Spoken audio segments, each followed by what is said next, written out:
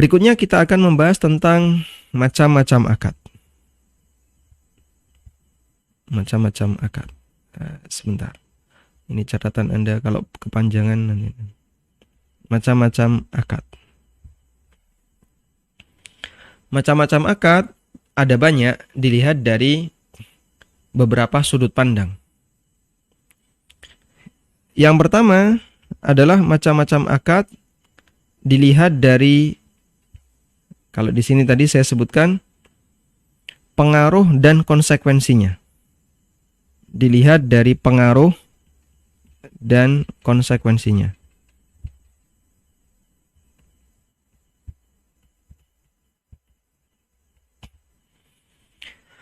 Macam-macam akad dilihat dari pengaruh dan konsekuensi. Dilihat dari pengaruh dan konsekuensinya, maka akad terbagi menjadi dua. Yang pertama adalah akad yang sah, yaitu akad yang, pengertian akad yang sah adalah akad yang berlaku pengaruh dan konsekuensinya. Akad yang berlaku pengaruh dan konsekuensinya. Ini akad yang sah. Baik. Dan setiap akad pasti ada konsekuensi. Kalau nggak ada konsekuensi, nggak perlu akad. Ngapain akad? Wong akad antara akad dan tidak akad sama saja. Setiap akad pasti ada konsekuensinya. Jika tidak ada konsekuensi, nggak perlu akad. Ya, ini main-main aja lah ya. Ini main-main. Kalau main-main seperti ini nggak perlu akad. Sehingga ketika itu disebut main-main, hanya ya cuman ini etok-etok ya, pura-pura kita seperti ini, nggak mengandung konsekuensi apapun. Karena tidak ada konsekuensi apapun, berarti antara akad dan tidak akad sama saja. Karena itulah setiap akad harus ada konsekuensinya. Dan akad terhitung sah ketika pengaruh dan konsekuensinya itu berlaku. Sehingga nanti ada perubahan sesuai dengan konsekuensi yang berlaku. Maka di situ ada perubahan sesuai konsekuensi yang berlaku. Baik. Tadi kita sebutkan bahwa setiap akad ada konsekuensinya. Bisa kasih contoh, Pak? Apa konsekuensi akad? Contoh misalnya. Contoh konsekuensi akad. Kita sudah biasa mengenal hal ini, cuman barangkali kurang perhatian ya. Misalnya, contoh konsekuensi akad. Misalnya akad nikah. Apa konsekuensinya? Apa konsekuensinya? Perubahan status dari yang awalnya ajnabi dan ajnabiyah, dari yang awalnya suami istri, lelaki dan wanita yang bukan mahram, lalu mereka jadi halal. Ya. Sehingga dengan akad nikah di situ ada perubahan status dari yang awalnya asing jadi suami istri. Disebabkan karena akad nikah.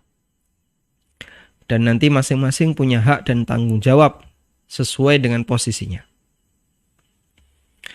Akad jual beli. Kita masih bicara akad ya. Kenapa kok nyinggung akad nikah? Ya kita bicara akad secara umum. Akad jual beli, apa konsekuensinya? Perpindahan hak milik. Terjadi perpindahan hak milik. Akad apa lagi? Akad sewa. Apa konsekuensinya? Perpindahan hak guna. Hak guna pakai sesuai dengan rentang waktu tertentu.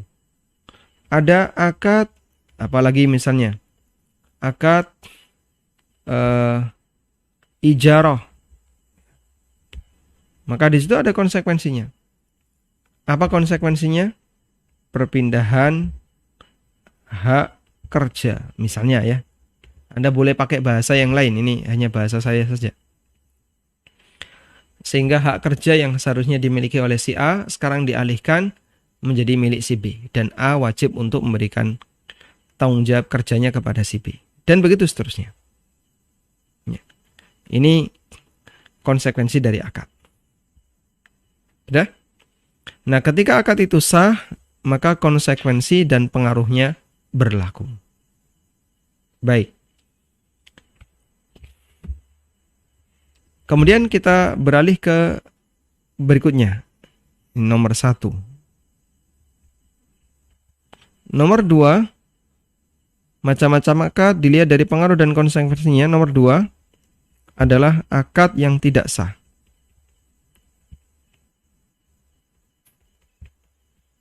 Akad yang tidak sah. Berarti akad yang tidak berlaku pengaruh dan konsekuensinya. Di situ sebagaimana kebalikan dari di atas, tidak berlaku pengaruh dan konsekuensinya. Karena dia tidak sah.